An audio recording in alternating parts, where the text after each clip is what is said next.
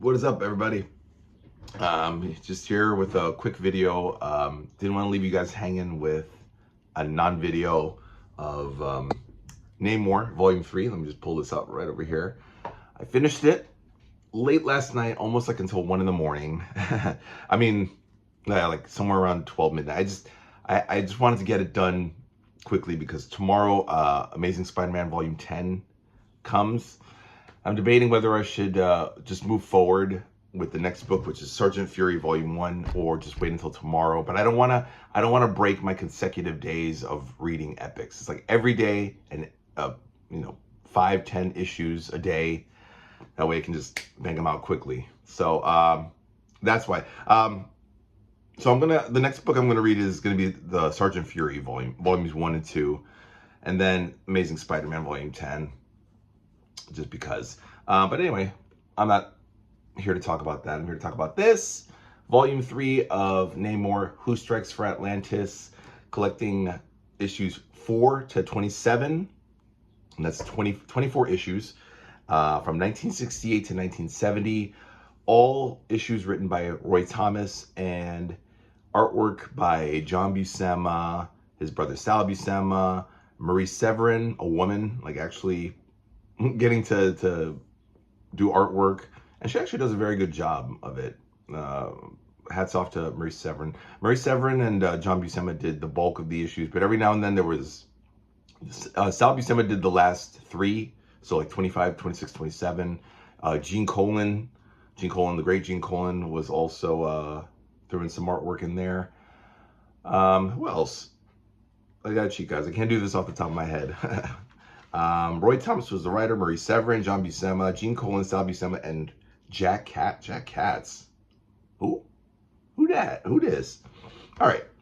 But yeah, my little thing, guys, is like I said, I like to take an epic and just read half one day and then half the next day. That's why I read them so fast. So 2 days ago, I read issues 4 to 15. What was it, on Friday? No, wait. Yeah, Friday. And yesterday, which was Saturday, I finished it off with 16 through 27. So for anybody who's wondering, how do I read epics that fast? I count how many issues are in one book, and then I just divide it. If I'm going to read it in 2 days, divide that and read that and that, or 3 days. Fortunately, 24 issues fits into 2 days, which is 12, 3 days, which is 8, or 4 days, which is 6. So for any of you guys who want to try that, I'm just a fast reader. Not even, guys. I like to read out loud, and I tend to like go back and repeat some of the stuff because I'm very I'm gonna do a video of this, guys. I shouldn't waste time talking about this. It's gonna be, how do you read your epics? That's gonna be a video. But yeah, for anybody who's curious about that, I like to read out loud and do all the voices. There's a lot of neat stuff here, interesting stuff. First of all, the paneling is phenomenal, and I'm sure it's Gene Colan who does this a lot, this weird stuff. But man, this makes reading so much breezier than anything Stan Lee could ever do. Like it's zany the way the paneling is, and this is really appropriate for like Gene Colan, but appropriate for the time when everyone was smoking acid and crack, and not crack, but PCP and dropping acid and stuff like that. Look at this. I just like this. There's a lot of dialogue still. Roy Thomas really does inhabit a lot of Stan Lee's verbosity. A tendency to run at the mouth a lot.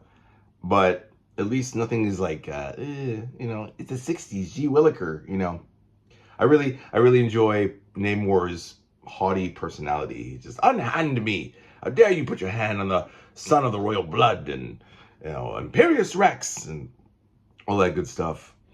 No thoughts of Sue Storm anymore. She's completely out of his life, which is awesome. It's now Lady Dorma, and there are glimmers of a strong woman there without it being feministic or too much of a damsel in distress. I mean, he still does have to save her ass every now and then. But at one point, they introduced the Serpent Crown. The Serpent Crown makes its first appearance in issue 9. For those of you who know the history of the Serpent Crown, I mean, she puts it on and she becomes like a real bitch, to say the least. But it's cool. Like, they gave her something to do. Lots of characters here, you know, Lord Vashti, his vizier, Ichthon, his scientist. And then there's a lot of first appearances. Tiger Shark, Todd Arliss, makes his first appearance in issue 5. His sister Diane, who I think was a bit of a romantic interest, love interest for Namor after Dorma died. But she doesn't die in this volume. Not yet. That's the next volume. Yeah, he fights Krang. Again, Krang comes back. Dr. Dorcas. What a funny name. Dr. Dorcas. Orca the Killer Whale makes his first appearance in issue, I think, 19 or 20. No, 20. Walter Newell becomes Stingray. I think that one's issue 18. And Walter Newell was already established, but as Stingray, they introduced him here. Oh yeah, this scaly bastard Nega puts on the crown. Really good artwork. Just look at that, like right here. It's like a scaly snake, blue skin snake. Lemuria, the land of Lemuria's, or the land, right? It was a land. Like, they just talk about Lemuria here. So we established a lot more, you know, just from issues 4 to 27. We really established Namor as having more of a background, a history of the people, the Atlanteans. He goes through some really epic stuff. Oh yeah, he fights the original Human Torch in issue 14, but it's not really the android Jim Hammond. It's actually Toro, his sidekick from World War II. Sorry guys, I literally just woke up, so I'm still like in the hazy days, and I gotta actually head out for work. But I just wanted to get this to you guys out. Yeah, beautiful Dorma. Looks like she's like Raquel Welch or Anne Margaret. So one of these typical 60s chicks. Like, you can imagine, like, if they did a live action Namor, this would be like some chick from Star Trek. Like how Star Trek had that green chick. I don't watch Star Trek, by the way. But, you know, a blue chick, you know. Guaranteed Stanley or Roy Thomas. I think Roy Thomas was a big Star Trek fan. So, you know, they utilized a lot of that inspiration. This is Diane Arliss. This is Tiger Shark's sister with a typical 60s bob hairstyle from that time. Oh, and I got to show you guys. Oh yeah, he fights the Thing in issue 8, which is cool. For the Serpent Crown. This dude, Destiny, Paul Destine, I don't know how it was pronounced. I just called him Destine. Managed to have what was called the Helmet of Power. And then later on, it's revealed to be the Serpent Crown, which is really cool. And then Thing is tasked to protect the Serpent Crown from Namor. So, of course, Namor wants the crown. But Namor's good now. Namor is an anti-hero. Oh, no, but again, he picks fights with the U.S. military, the Army, the Navy. And they are like, oh, he's trying to sabotage us. And he's like, no, you're trying to destroy Atlantis. And I must stop you, you know. So it's not Namor being a prick and wanting to take over the world. He just wants to protect his people, which is admirable, you know. But I really like this cover from issue 7, where they took like an actual photograph, let me put that there, of a motorcade or something, and then they superimposed Namor right on top of it. And this is the Paul Destine, I said Destine, but it's supposed to be Destiny, who's running for elected office, I think president. And something tells me this had to do with like the 1968 Democratic National Convention, that whole thing. But I think it's very cool how they just put a photograph, a real life photograph, in black and white, but then they imposed Namor on top of it. They were really experimenting around this time, and I don't think we see that much anymore. Really cool cover. Look at issue 11. This is where Namor does fight with the Army or the Navy. He's like now a target. He's like, what is he gonna do? Does he save a torpedo that's headed for a destroyer, or does he go after the Serpent Crown? Because this dude, what is this dude's name? Oh, I knew this. What was this dude's name? He actually ends up, oh god, the name escapes me. This blue dude right over here takes the crown, but he actually ends up helping Namor defeat Nega, who is he takes a sword and he just slices his ass. But they don't show any real violence. Yeah, Garganto, the giant octopus squid. Namor has to fight him in the arena. Hold on.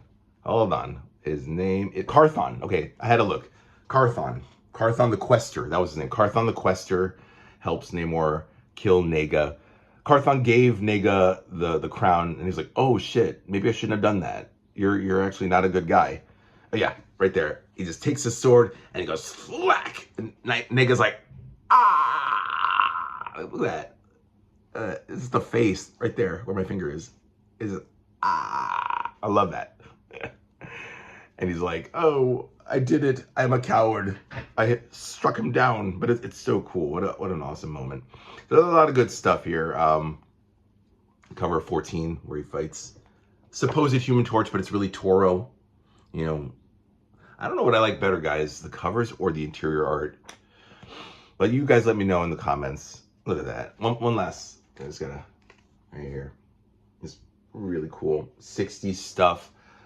This is the way the comics should have been. This is why I always say that, like, Stan Lee never did this. Stan Lee was always, you know, an aw shucks kind of guy. Yes, guys, he invented it. He started it, but he never perfected it.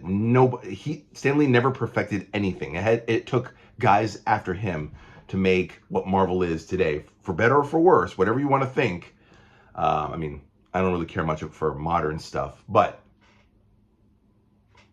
this stuff, the reason why there is a Marvel universe is because, yeah, Stan Lee started it, but other guys, Roy Thomas was kind of like in between. I was going to say Roy Thomas perfected it. Other guys really perfected it, you know. Steve Gerber, Don McGregor, as far as writers go, I'm saying, you know, and of course, aided and abetted by extraordinary pencilers and inkers, you know, we have the Marvel Universe. All right, guys, that's it. I have to get out. I will be reading Sergeant Fury Volume 1, which I should have read during Memorial Day last week, but I totally forgot. But that'll be that. The itinerary is Volumes 1 and 2 of Sergeant Fury, Amazing Spider-Man Volume 10, then She-Hulk Volumes 3 and 4, and then, I don't know, maybe Incredible Hulk. I'm actually thinking about doing Captain America. What do you guys think? Should I do Captain America? A whole long volume. I don't know. There's just too much to read, but I'm excited. Thor. I'm gonna read Thor. Anyway, all right, guys. That's it for me today. Hope you guys have a great weekend, and I'll see you next time. Bye.